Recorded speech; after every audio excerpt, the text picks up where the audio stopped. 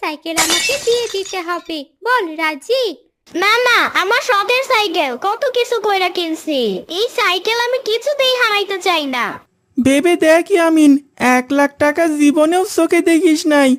কিরে ভয় পাইছোস? বাজি ধরতে হিম্মত লাগে, একটা মেয়ে মানুষের সঙ্গে বাজি ধরতে ভয় পাস? হা হা হা হা হা। ঠিক আছে, আমি রাজি। কখন খেলা হবে বল?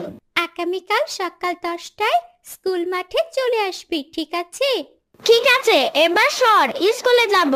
চল মনির, আমরা প্র্যাকটিস করি, যেভাবেই হোক ইয়ামিনকে হারাতেই হবে।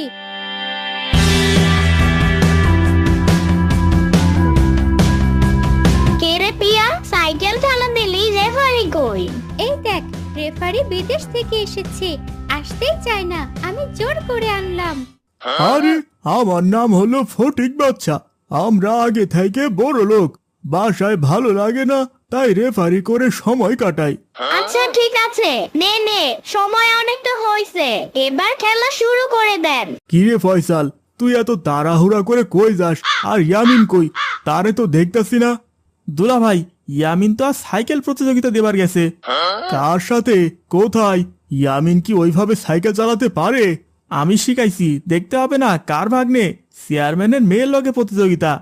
কি কস তুই? ওরা যা বলবে তাই হবে নাকি? দুনিয়াতে আর কারো